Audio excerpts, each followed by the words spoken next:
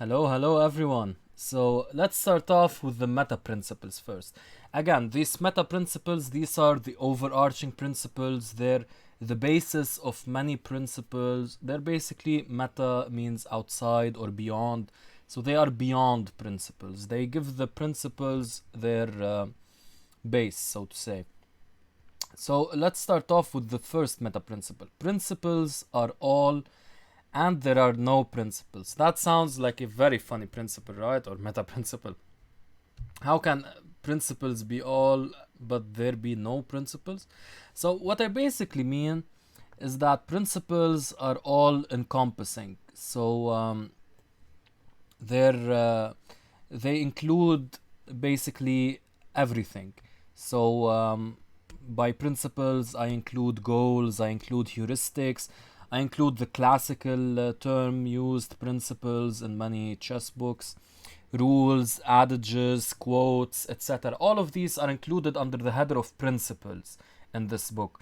So that's what I mean by principles are all. It means that for this book, principles assimilates all of these words, rules, adages, quotes, principles, heuristics, goals, whatever. All of these are under the header of principles.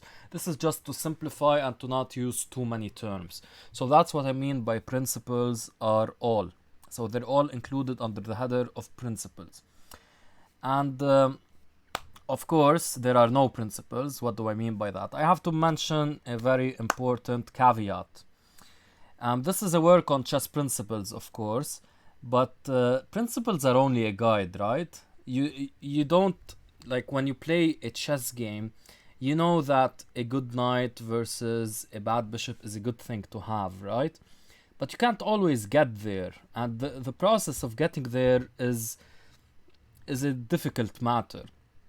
So, first of all, what I did is have a hierarchy of principles.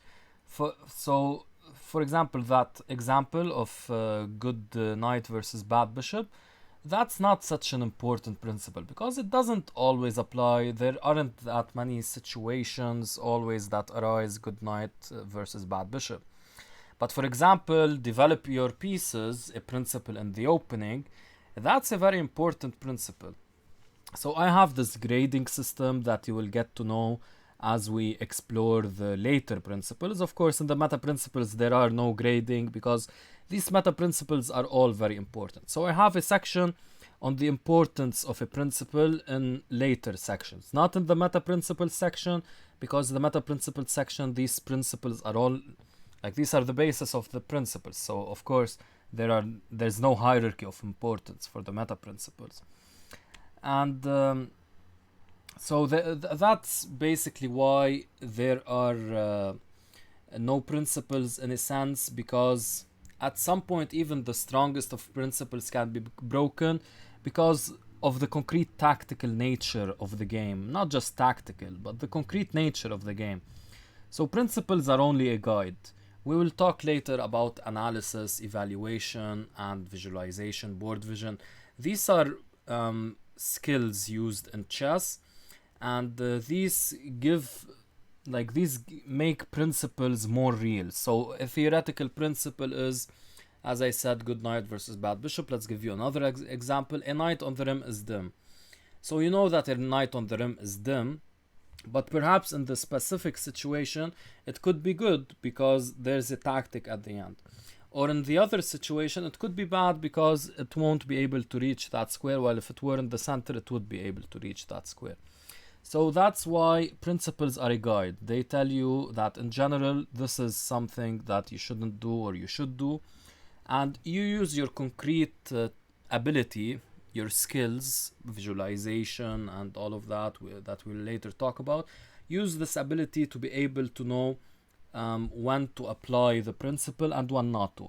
And I've endeavored in this book to tell you the situations as much as I can. We have sections on that, when to apply a principle and when not to.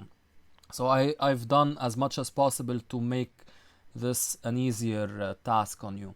But still, you have to have concrete abilities that you can also work on in parallel to studying this book, which will hopefully give you a lot of knowledge about principles.